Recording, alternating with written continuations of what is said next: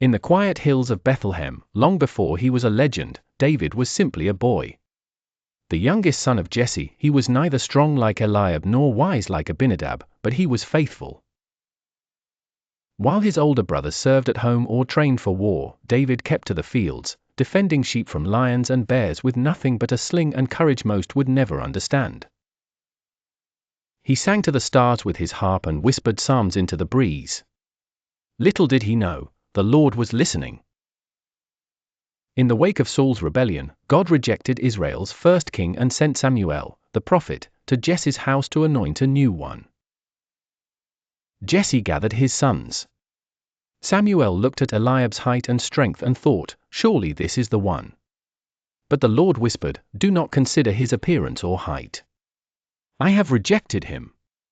Man looks at the outward appearance, but I look at the heart. One by one, 7 sons passed before Samuel, and with each, the Lord remained silent. Confused, Samuel asked, are these all your sons? There is still the youngest, Jesse replied, almost as an afterthought. He is tending the sheep. Send for him, Samuel said. When David entered, the Lord's voice came immediately, rise and anoint him, this is the one. Samuel took the horn of oil and anointed him in the presence of his brothers. From that day forward, the Spirit of the Lord came powerfully upon David. Yet David returned to the fields, to the sheep, to the stars. The anointing hadn't changed his duties yet. Not far away, the throne of Israel trembled. Saul, once anointed with power, had disobeyed God and was now plagued by a tormenting spirit. His nights were restless. His court, unsettled.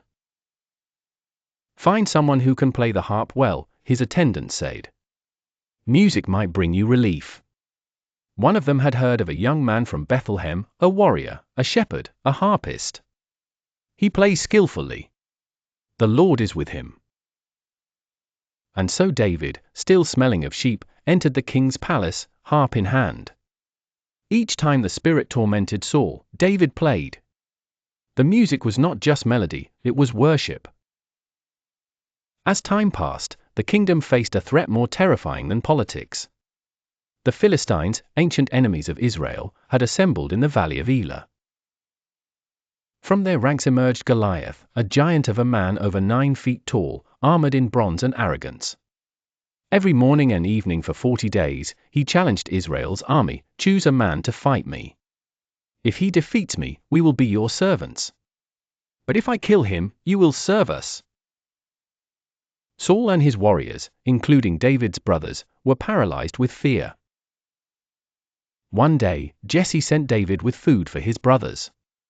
As he arrived, he heard Goliath's mocking challenge and watched the army of God tremble. Who is this uncircumcised Philistine that he should defy the armies of the living God? David asked, appalled.